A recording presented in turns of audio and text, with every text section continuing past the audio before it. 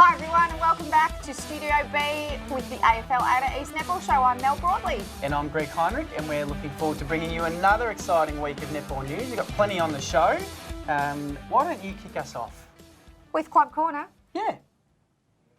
What were we going to do for Club Corner? Club Corner. The first thing we're going to talk about is the player movement between grades. Oh, yes. So I just want to clear something up for people out there that are wondering what can happen, especially in the senior grades, because there's no restrictions on the juniors. Juniors can play their game and then play a senior game. They can play 2 junior games as long as it's not in the blue and the white of the same, which wouldn't be possible But anyway. they can only play 5. Yeah, before they come back. Yes, that's right. So with the seniors, only 2 players from each team can progress up and play in a game above that. Okay, so the example is 2 D graders can step up and play C grade, 2 C graders can step up and play B grade, 2 B graders can step up and play A grade. Now, one thing that has, I think some clubs have been confused or interpreted incorrectly. I can hear a but. Yeah, is that if a player is, just say we've got an A grade list of players, so we'll use A and B grade as an example. We've got an A grade list of players, we've got a B grade list of players. So a few B graders away, so 2 A graders drop down to support the B grade team, and they have a good win, right? Everybody's feeling good. Those 2 A graders come back up because they think they're classified as A graders, but then 2 B graders have to come up and support the A graders. Well, technically, yeah, that's 4 players. So it doesn't matter where they're classified, so just say they think that they're an A grader. It's whoever takes the court, they are considered a B grader for that day. For that day. Right? Yep. So only 2 of those players can then go up and play A grade, and vice versa with the other grades as well. Yeah, because then if you played C, you can't go straight to A, you've got to go to B first. Correct. Yeah. So what are the consequences? Well, the consequences are reversal of premiership points. Oh. Yeah, so it's a big one. It has happened. Please. Yeah, So it's not Berwick, no, it's not you. It's not you. We have had an instance recently that we've had to work through with the club, and it is something to be mindful of, especially when you have players going away on holidays. You do really need to be across your playing group to make sure that you're not having too many players transition up into a grade above.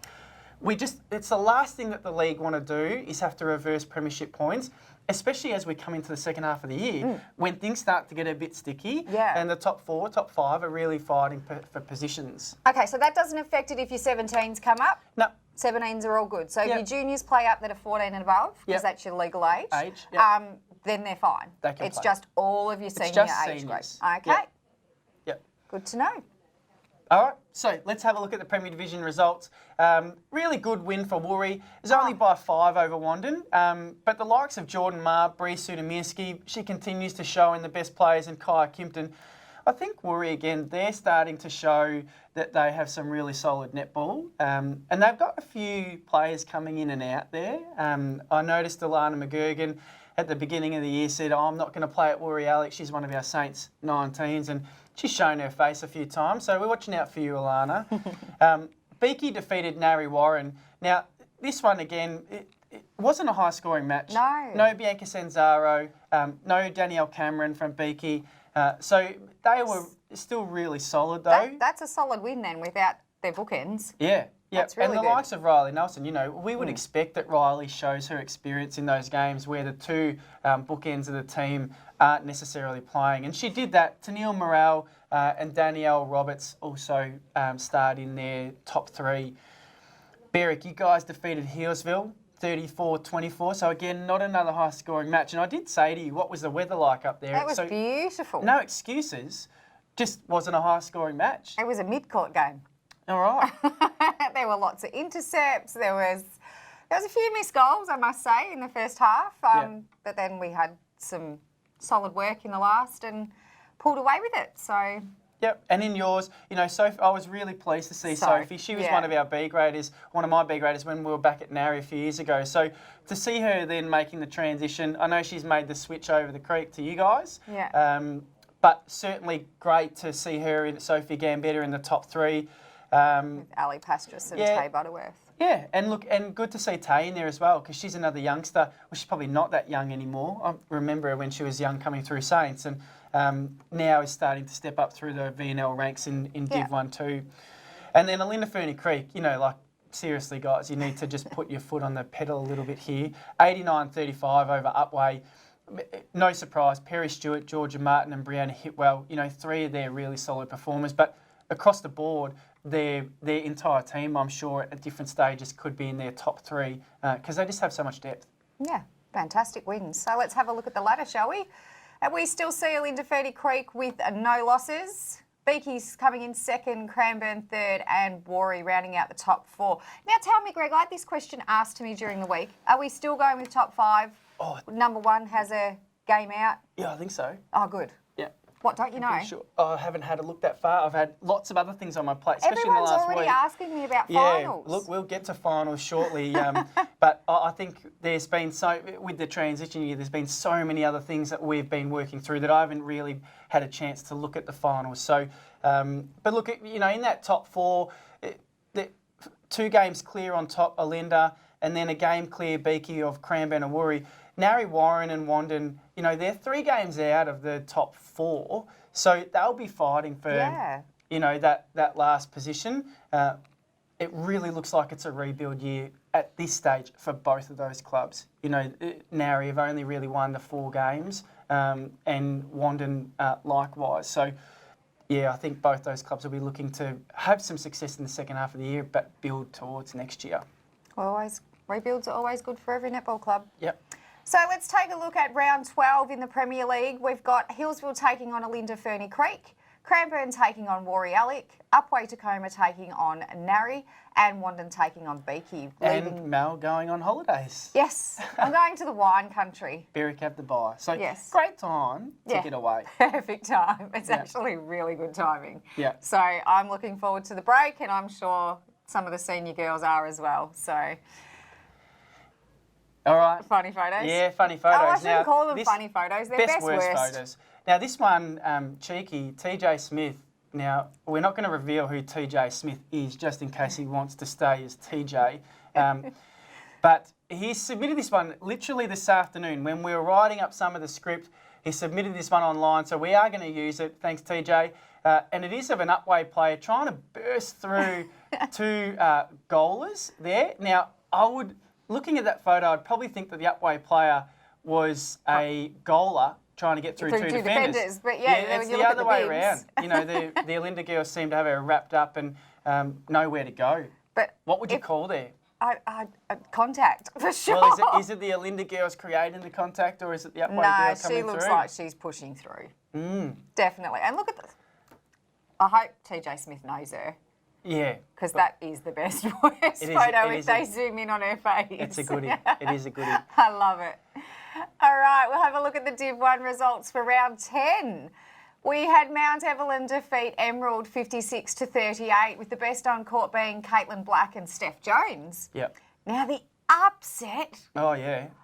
Monbulk defeated Rock. I know, and we keep saying Rock are all the way clear, and we actually don't think anyone's going to get near them. And Monbulk come out, and the surprising thing is, and I get these best players are submitted by the club. So often you find players in here that have played a really solid game, but they also may be players that have just followed instruction really, really well, and the coach wants to reward them in that list, because the person who doesn't make that list is Steph Pop, who shot the majority of their goals. And I was out there. Did you see this? I didn't see this game, but I did watch some of their other games, and there were upsets in 3 other of their divisions as well.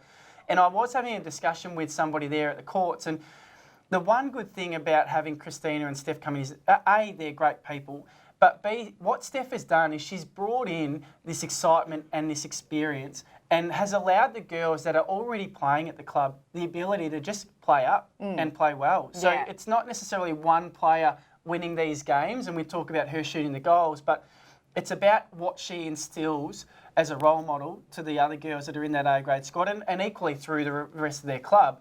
And they come out and they're playing some really great netball. So, and we'll see them, I think, at the end of the year. Good.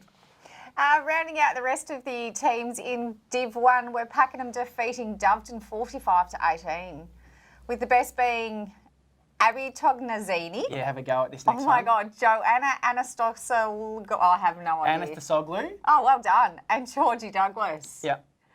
And then we had Warburton defeat Belgrade for 35-34, seeing Selena Fodia, Carly Wappett and Bianca Daniels. Yeah, now the cheeky addition to Warby there is Carly Woppett.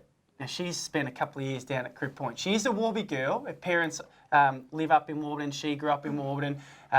But that is a sneaky addition back into their lineup. Is that the first time she's played? Well, I would need to That's check. The first but time that's I've the first seen her time name. we've seen her in the Warburton Best Players. Well done. If they have brought her back in just in time, well done to Anita and the girls for being able to get her back. And look, good luck to Carly for coming back to the Outer East. Well done. So the ladder. The ladder. All right, so it doesn't change much. You know, Rock still sit on top, 36 points. A game behind them, Mount Evelyn. They're moving along quite nicely. Pakenham again, they're a game clear in that third position. So talking to Karen over the weekend, she thought that their game was really solid. She just didn't think that the game against Doveton and whether Doveton put their best out on court. We know they're going through some changes and some tough times at the moment.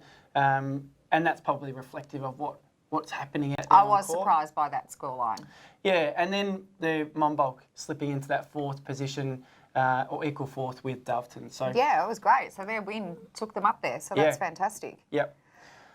Okay, so the Division 1 fixture for round 11 sees Belgrave take on Doveton, Monbulk take on Emerald, Mount Evelyn take on Pakenham, and Rock versus Warburton Millgrove. Yeah, so a couple of good games there. Yeah, definitely. Mount Evelyn and Pakenham, that's one to watch because I think Mount Evelyn... That's second versus third, isn't it? Yeah, it is second versus third. Yeah. Mount Evelyn will be keen to get a solid win, but I equally think Pakenham will be going in as underdogs, but with a fair confidence that they can win that game. Yeah, and the other one is Rock Warburton.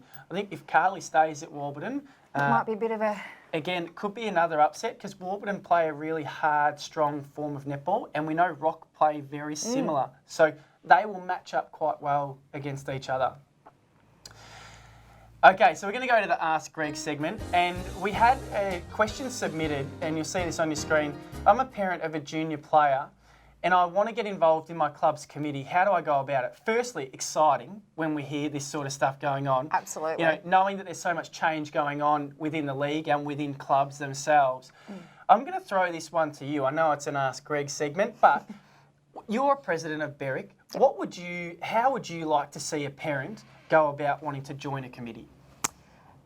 Well, I think, how I became president was the senior players approached me when I had Riley first at Berwick and just said, would you like to come on the committee? We need more volunteers with voices, people with a new outlook. So that's probably the first. If someone asks you, don't deny it. As being a general committee member, it's vital. Clubs don't survive without committees. And then you don't get predecessors. Like I would never have become president if it hadn't have been for somebody to ask me to go on the committee.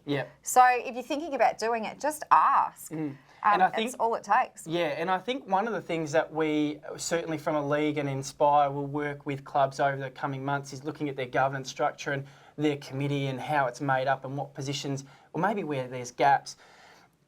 There's always a gap. There's always a gap. There's always a hand to be put up to do something. One of the things that we always hear is that we find it hard to find volunteers, right? Or volunteers don't put their hands up. Now, you are a great example because you actually didn't put your hand up. You were approached, okay? And I think that's the one message that we constantly say to clubs is that people will volunteer if they are asked. There was research done over the last couple of years, and I think it turned out to be something like 1 in 4 people in the next 12 months would volunteer if they're asked.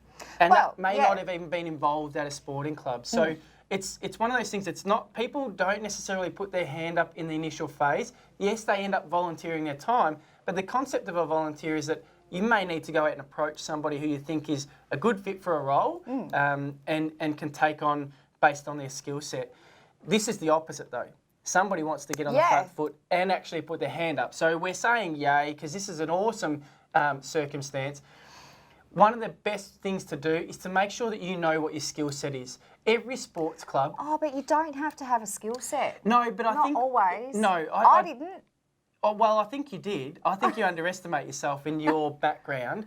It is to know what your skill set is because every sporting club they're now shifting towards this business model.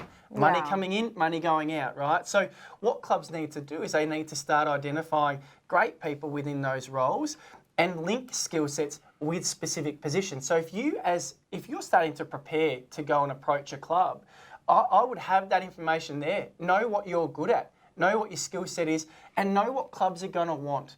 You can do that, and you can check the sports community website, which everybody, if you're a Netball Victoria member, has free access, free membership. They have resources coming out of their ears. They've got position descriptions for each individual role that you may find within a club. Read up on them. You know, if you know what your skill set is, read up on the PDs that are on there, and then just approach one of the committee members to say, hey, you know what? My daughter's just started, or even your son, you know, because we have got boys playing in those lower ranks, and certainly from a footy space. Approach somebody from the committee and say, hey, I'm keen. And I guarantee you they will not turn you away, because clubs are screaming out for more people to get on board. You can always have more people sitting around a table putting ideas down. That's what I say. Yep. So thanks, Anonymous. Great question. Okay, Div 2 results. Let's just go through these quickly. Alex defeated Gembrook in a pretty comfortable win, 51-37. Monique Mann, Caitlin Haggis, Brooke Lloyd, all in their best. And it's nice to see Katie Haggis in their best for Alex. You know, we worked with Katie last year in one of our programs, and just to see the commitment that she had over that time now start to flow into her netball has been really, really good.